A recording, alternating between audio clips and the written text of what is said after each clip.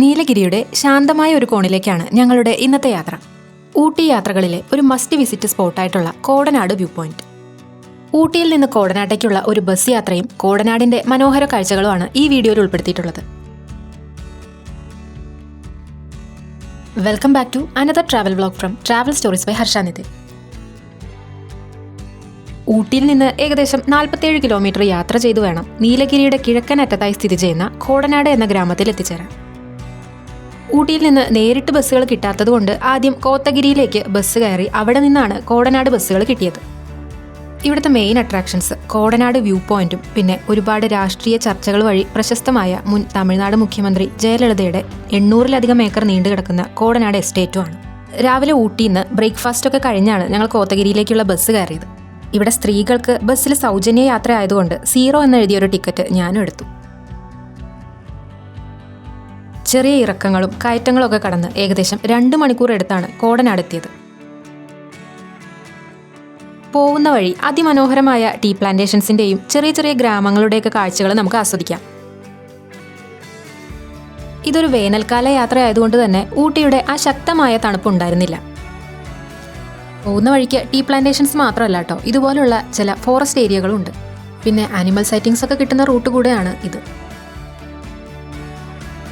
ചെറിയ തണുത്ത കാറ്റൊക്കെ കൊണ്ട് അവിടെയുള്ള നാട്ടുകാരുടെ കൂടെ തന്നെ ഒരു യാത്ര.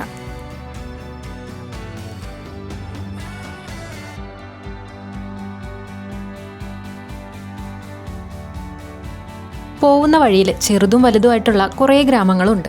ബസ്സിലിരുന്നു കൊണ്ട് ആ ഗ്രാമങ്ങളുടെ മനോഹരമായിട്ടുള്ള ദൂര കാഴ്ചകളും ആസ്വദിക്കാം. ഊട്ടിയുടെ ഗ്രാമങ്ങളിലൂടെ അവിടുത്തെ ലോക്കൽ ബസ്സിൽ തന്നെ യാത്ര ചെയ്യുന്നത് ഒരു പ്രത്യേക എക്സ്പീരിയൻസ് തന്നെയാണ്.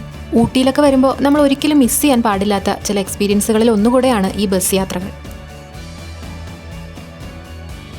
ഓരോ ഗ്രാമങ്ങളിൽ എത്തുമ്പോഴും അവിടെ നിന്നൊക്കെ ആളുകൾ ബസ്സിൽ കയറുകയും ഇറങ്ങുകയും ചെയ്യുന്നുണ്ട്. പ്രധാനമായിട്ട് ഇവിടുത്തെ കൃഷിയിടങ്ങളിൽ ജോലിക്ക് പോകുന്ന ആളുകളാണ്. തേയില കൃഷി മാത്രമല്ല കേട്ടോ, ക്യാരറ്റ്, ഉരുളക്കിഴങ്ങ്, ക്യാബേജ് കൃഷിയൊക്കെ ഇവിടുത്തെ പ്രധാന തൊഴിലുകളാണ്.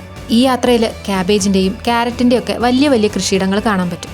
ക്യാരറ്റൊക്കെ പറിച്ചെടുക്കുന്ന സമയത്ത് നമ്മളവിടെ എത്തുകയാണെന്നുണ്ടെങ്കിൽ വിലക്കുറവിന് തന്നെ നമുക്കൊക്കെ അത് വാങ്ങാൻ പറ്റുമെന്നാണ് ഇവിടെയുള്ളവർ പറഞ്ഞത്. പക്ഷേ ഇതേ സാധനം നമ്മൾ ഊട്ടി ടൗണിൽ നിന്നൊക്കെ വാങ്ങുകയാണെന്നുണ്ടെങ്കിൽ അവർ കൂടുതൽ വില പറയും.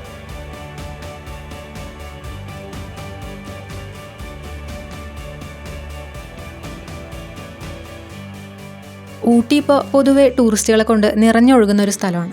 പക്ഷേ തിരക്കൊന്നുമില്ലാത്ത ഒരുപാട് ഹിഡൻ സ്പോട്ടുകൾ കൂടെ ഊട്ടിയിലുണ്ട്. ഈ കോത്തഗിരി, കോടനാടൊക്കെ അതിൽ പെടുന്ന ചില സ്ഥലങ്ങളാണ്. തിരക്ക് കുറഞ്ഞ സ്ഥലങ്ങളാണ് എന്ന് പറഞ്ഞിട്ടും കാര്യമില്ല കേട്ടോ, ഒരുപാട് വേസ്റ്റ് നമുക്ക് അവിടെയും കാണാം. ഊട്ടിയിൽ നിന്ന് കോടനാട് എത്തുന്നത് വരെയും ക്യാമറ ഓഫാക്കാൻ തോന്നാത്ത അത്രയും മനോഹരമായിട്ടുള്ള കാഴ്ചകളാണ് വഴിയിലുണ്ടായിരുന്നത്. കോടനാട്ടിലെ സൂര്യോദയവും സൂര്യാസ്തമയവും വളരെ മനോഹരമായിട്ടുള്ള കാഴ്ചകളാണ്. ഉച്ചയോടെ കോടനാട് എത്തിക്കഴിഞ്ഞാൽ അവിടെ ഒരു റൂം ബുക്ക് ചെയ്യാമെന്നാണ് ഞങ്ങളുടെ പ്ലാൻ. അവിടുത്തെ പ്രധാന കാഴ്ച കോടനാട് വ്യൂ പോയിന്റ് തന്നെയാണ്. കോടനാട് എസ്റ്റേറ്റിനകത്തേക്ക് പൊതുജനങ്ങൾക്ക് പ്രവേശനമില്ല. ഈ പറഞ്ഞ എസ്റ്റേറ്റിനകത്ത് ഹെലിപ്പാഡ് പോലെ അത്യാധുനിക സൗകര്യങ്ങളോട് കൂടിയ ജയലളിതയുടെ ഒരു ബംഗ്ലാവും ഉണ്ട്. ബംഗ്ലാവിലേക്കുള്ള നിരവധി ഗേറ്റുകളും എസ്റ്റേറ്റിന്റെ പല ഭാഗങ്ങളിലായിട്ട് സ്ഥിതി ചെയ്യുന്നു. അവിടെ ഉണ്ടായിരുന്ന ഒരാളുടെ കൊലപാതകമൊക്കെ സംഭവിച്ച് കേസൊക്കെ നടന്നുകൊണ്ടിരിക്കുന്ന ഒരു സ്ഥലമായതുകൊണ്ട് തന്നെ ഇപ്പോഴും നമുക്ക് ഇന്റർനെറ്റിൽ സെർച്ച് ചെയ്ത ആ എസ്റ്റേറ്റിൻ്റെയോ ബംഗ്ലാവിൻ്റെയോ ഒന്നും ഒരു ഫോട്ടോ പോലും അവൈലബിൾ അല്ല. അങ്ങനെ ഇന്നും നിഗൂഢതകൾ ഒളിഞ്ഞു കിടക്കുന്ന വളരെ സെൻസിറ്റീവ് ആയിട്ടുള്ള ഒരു ഏരിയയാണ് ഈ എസ്റ്റേറ്റും അതിനകത്തുള്ള ബംഗ്ലാവും ഒക്കെ. ബംഗ്ലാവിൻ്റെ പ്രധാന ഗേറ്റിന് മുൻപിലൂടെയാണ് നമുക്ക് കോടനാട് വ്യൂ പോയിന്റിലേക്ക് പോവേണ്ടത്.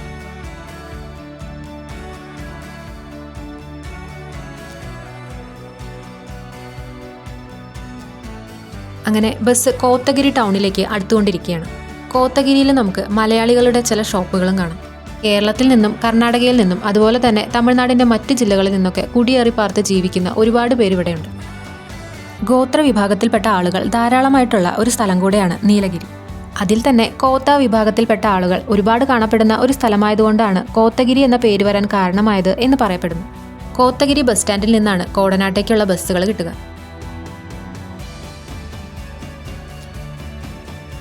ലോകത്തിലെ ഏറ്റവും നല്ല കാലാവസ്ഥയുള്ള നാടുകളിൽ 2ാം സ്ഥാനമാണ് ബ്രിട്ടീഷുകാർ കോത്തഗിരിക്ക് നൽകിയിരുന്നത്. ടൂറിസ്റ്റ് സ്പോട്ടുകൾ പ്രതീക്ഷിച്ചുകൊണ്ട് ഒരിക്കലും കോത്തഗിരിയിലേക്ക് വരാൻ നിൽക്കരുത്. കാരണം ഇവിടെ കാണുന്നതെല്ലാം മനോഹര കാഴ്ചകൾ തന്നെയാണ്. കോത്തഗിരി ബസ് സ്റ്റാൻഡിൽ നിന്ന് കുറച്ചു നേരത്തെ കാത്തിരിപ്പിനൊടുവിൽ കോടനാടേക്കുള്ള ബസ്സിൽ കയറി. കോത്തഗിരിയിൽ നിന്ന് 18 കിലോമീറ്റർ യാത്ര ചെയ്താൽ കോടനാട് എത്താം. കോടനാട് വ്യൂ പോയിന്റിന് തൊട്ടടുത്തായിട്ട് തന്നെയാണ് ബസ്സിന്റെ ലാസ്റ്റ് സ്റ്റോപ്പ് വരുന്നത്.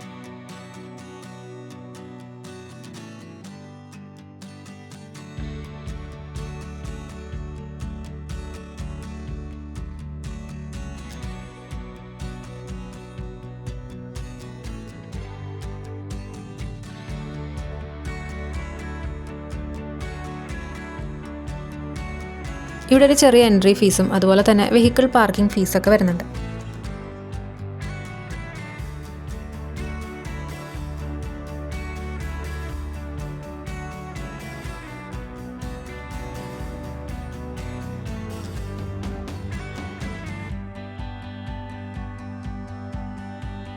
ആദ്യം വരുമ്പോൾ തന്നെ ഒരു വാച്ച് ടവറാണ് നമുക്കിവിടെ കാണാൻ പറ്റുക. അതിന് മുകളിൽ കയറി നിന്ന് നമുക്ക് വ്യൂ ആസ്വദിക്കാം. വാച്ച് ടവറിന് താഴെയായിട്ട് ഒരു ചെറിയ കഫേയും ഉണ്ട്.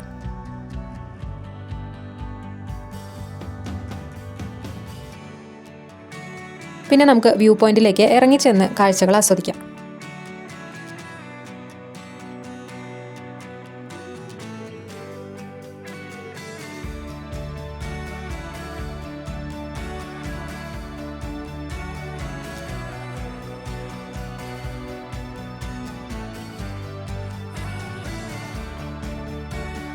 നല്ല അടിപൊളിയായിട്ടുള്ളൊരു വ്യൂ ആണ് കോടനാട് വ്യൂ പോയിന്റിൽ നിന്ന് കിട്ടുന്നത്. ഞങ്ങൾ പോയത് അത്യാവശ്യം ക്ലിയർ ആയിട്ടുള്ളൊരു ദിവസമായതുകൊണ്ട് തന്നെ നല്ല വ്യൂ തന്നെ കിട്ടി. മലനിരകളും അവയ്ക്കിടയിലൂടെ ഒഴുകുന്ന മോയാർ നദിയും ദൂരെ കർണാടകൻ മലകളും എല്ലാം ഇവിടെ നിന്ന് കാണാം. മുൻ തമിഴ്നാട് മുഖ്യമന്ത്രി ജയലളിത വേനൽക്കാല വസതിയായി കോടനാട് തിരഞ്ഞെടുത്തതിന്റെ കാരണം ഇവിടുത്തെ പ്രകൃതി ഭംഗിയും കാലാവസ്ഥയും കാണുമ്പോൾ തന്നെ നമുക്ക് മനസ്സിലാവും. എപ്പോഴും ശക്തമായ കാറ്റ് വീശിക്കൊണ്ടേയിരിക്കുന്ന ഒരു സ്ഥലം കൂടെയാണ് കോടനാട്. ഈ കാണുന്നത് കോടനാട് എസ്റ്റേറ്റിന്റെ ഭാഗങ്ങളാണ്. ഇതിന് നേരെ ഓപ്പോസിറ്റുള്ള ഒരു ഹോട്ടലിലാണ് ഞങ്ങൾ റൂം ബുക്ക് ചെയ്തത്. താമസിക്കാനായിട്ടുള്ള 1-2 ഹോട്ടലുകൾ ഇവിടെ ഉണ്ട്. പിന്നെ വൈകുന്നേരത്ത് ഹോട്ടലിന് പരിസരത്തുള്ള സ്ഥലങ്ങളിലൂടെ ഒന്ന് നടക്കാൻ ഇറങ്ങി. ഫോറസ്റ്റ് ഏരിയ തൊട്ടടുത്തുള്ളതുകൊണ്ട് തന്നെ വന്യമൃഗങ്ങൾ ധാരാളമായി വരാറുള്ള ഒരു സ്ഥലം കൂടെയാണിതെന്ന് അവിടെയുള്ള നാട്ടുകാർ വഴി അറിയാൻ സാധിച്ചു. ഈ കാണുന്ന തേയിലത്തോട്ടത്തിനിടയിൽ പലപ്പോഴായി പുലികളെ വരെ കണ്ടിട്ടുണ്ടത്രേ.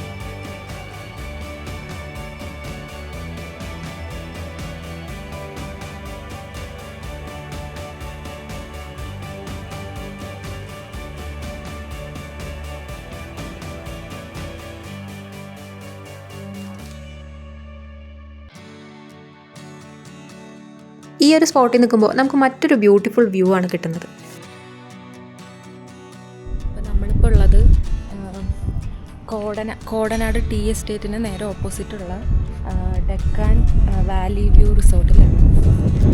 റിസോർട്ടല്ല, ഒരു ഹോട്ടൽ സെറ്റപ്പ് തന്നെയാണ്. പക്ഷെ നല്ല ഡീസൻ്റ് ആയിട്ടുള്ള റൂമുകളൊക്കെയാണ് ഇവിടെ ഉള്ളത്. 2000 റുപ്പീസിൽ താഴെയാണ് ഇവിടുത്തെ ഒരു നൈറ്റിനുള്ള റേറ്റ് വരുന്നത്. ഇതാണ് സ്റ്റേ നമുക്ക് റൂമിൽ നിന്ന് തന്നെ നല്ല വ്യൂ കിട്ടുന്ന സ്ഥലമാണ്. ഇവിടെ കുറേ ടീ പ്ലാന്റേഷൻസും പിന്നെ കോടനാട് വ്യൂ പോയിന്റ് ഇവിടെ നിന്ന് വെറും 2 മിനിറ്റ് മാത്രമാണ് ദൂരം.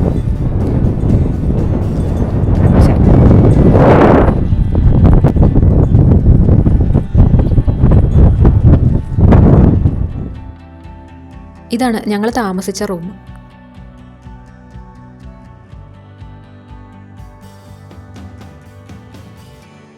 അത്യാവശ്യം വേണ്ട സൗകര്യങ്ങളെല്ലാം ഒരുക്കിയിട്ടുള്ള ഒരു ചെറിയ റൂമാണ് ഇവിടെ ഉണ്ടായിരുന്നത്. പിന്നെ ഇവരുടെ തന്നെ ഒരു ചെറിയ റെസ്റ്റോറൻറ്റും അടുത്തുണ്ട്. അവിടെ കുറച്ച് അമ്മമാർ നമുക്ക് ആവശ്യമുള്ള ഭക്ഷണം എല്ലാം ഉണ്ടാക്കിത്തരും. വലിയ മെനു ഒന്നും പ്രതീക്ഷിക്കരുത്, എങ്കിലും നല്ല ടേസ്റ്റി ആയിട്ടുള്ള ഭക്ഷണം തന്നെയാണ് അവർ പ്രിപ്പയർ ചെയ്തിരുന്നത്.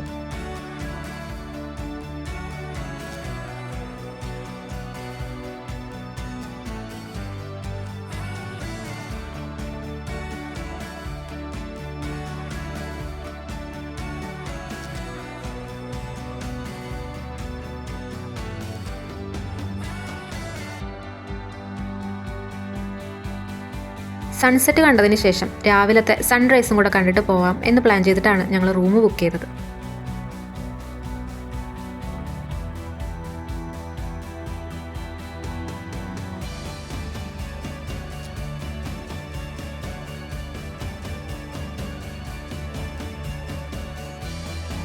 അങ്ങനെ നല്ല അടിപൊളിയായിട്ടുള്ള ഒരു സൺറൈസും കണ്ടതിന് ശേഷമാണ് ഞങ്ങൾ കോടനാടിനോട് ബൈ ബൈ പറഞ്ഞത്.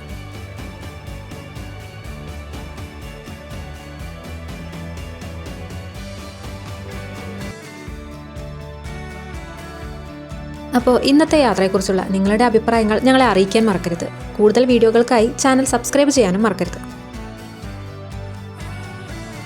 അപ്പോൾ നിങ്ങളുടെ അടുത്ത ഊട്ടി യാത്രയിൽ കോടനാട് കൂടെ ഇൻക്ലൂഡ് ചെയ്തോളൂ. മറ്റൊരു യാത്രാ അനുഭവമായി നമുക്ക് വീണ്ടും കാണാം. Until then, keep exploring and stay safe.